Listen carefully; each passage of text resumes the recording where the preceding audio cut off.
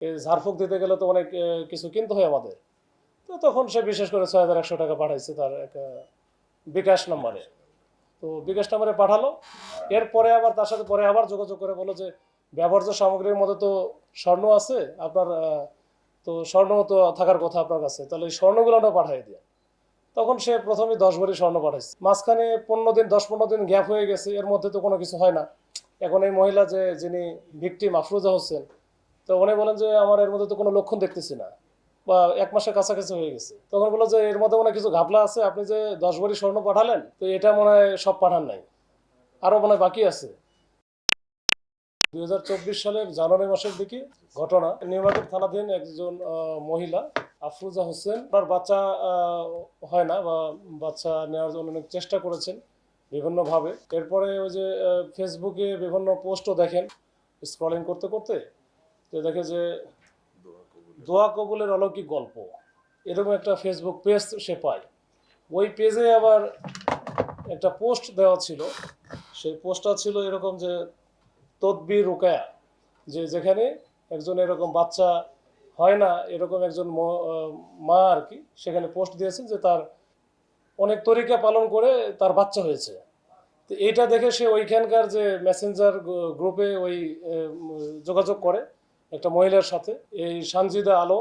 তো সানজিদা আলো তখন তাকে বলে যে এটা আসলে আমার এই কারিশমাটা হয়েছে অন্য আর একটা ফেসবুক আইডি লিঙ্ক আছে, সেটা হচ্ছে তাকিয়া বা তাকোয়া। এই তাকোয়াটা ওই লিঙ্কে আপনি একটু যোগাযোগ করতে পারেন। তো এরপরে তাকোয়াতে সে যোগাযোগ করে ওইখানে একটা মহিলার সাথে তার সাথে যোগাযোগ হয়, এবং যোগাযোগ হওয়ার পরে সেই মহিলা বলে হ্যাঁ আমরা মোটামুটি এই ধরনের কার্যক্রম আমরা ইতিপূর্বে অনেক করেছি এবং আমাদের কাছে মুশকিল যত আছে এটা আহসান হয়েছে, তো আপনি এটা এদিকে আসতে পারেন। তো এখানে আমরা যেভাবে বলবো সেভাবে কাজ করলে এটা কিন্তু কাউকে বলা যাবে না বা শেয়ার করা যাবে না।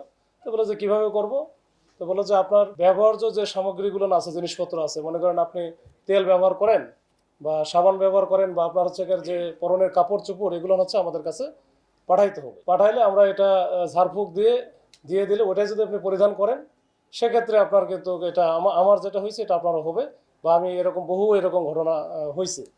তো তার সাথে সাথে যেটা ছোট্ট একটা বিষয় ছিল, এটা কিন্তু প্রথমে বলে নাই যে স্বর্ণের বিষয় কিন্তু এড়িয়ে গেছে আর কি প্রথম দিকে। তো ওই সময় বলছে যে পাঠানোর আগে আপনি একটা কাজ করেন, 6,100 টাকা পাঠায়, এখানে অনেক কিছু লাগবে, এই ঝাড়ফুঁক দিতে গেলে তো অনেক কিছু কিনতে হয় আমাদের। তো তখন সে বিশেষ করে 6,100 টাকা পাঠাইছে তার একটা বিকাশ নাম্বারে। তো বিকাশ নাম্বারে পাঠালো। এরপরে আবার তার সাথে পরে আবার যোগাযোগ করে বললো যে ব্যবহার্য সামগ্রীর মধ্যে তো স্বর্ণ আছে আপনার, তো স্বর্ণ তো থাকার কথা আপনার কাছে, তাহলে এই স্বর্ণগুলো পাঠিয়ে দিয়ে। তখন সে প্রথমে 10 ভরি স্বর্ণ পাঠাইছে। মাঝখানে 15 দিন 10-15 দিন গ্যাপ হয়ে গেছে, এর মধ্যে তো কোনো কিছু হয় না। এখন এই মহিলা যিনি ভিকটিম আফরোজা হোসেন, তো উনি বলেন যে আমার এর মধ্যে তো কোনো লক্ষণ দেখতেছি না, বা 1 মাসের কাছাকাছি হয়ে গেছে। তখন বললো যে এর মধ্যে মনে হয় কিছু ঘাপলা আছে, আপনি যে 10 ভরি স্বর্ণ পাঠালেন তো এটা মনে হয় সব পাঠান নাই, আরও মনে হয় বাকি আছে।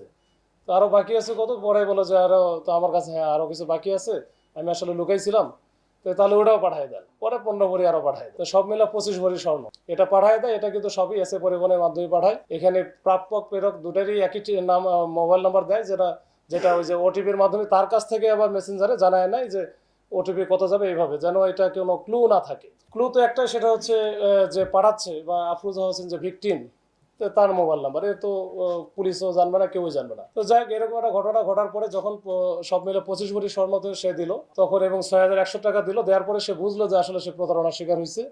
মেসেঞ্জার গ্রুপ বন্ধ হয়ে গেছে, মানে যেটা সে যোগাযোগ করতেছিল সবগুলো ব্লক করে দেওয়া।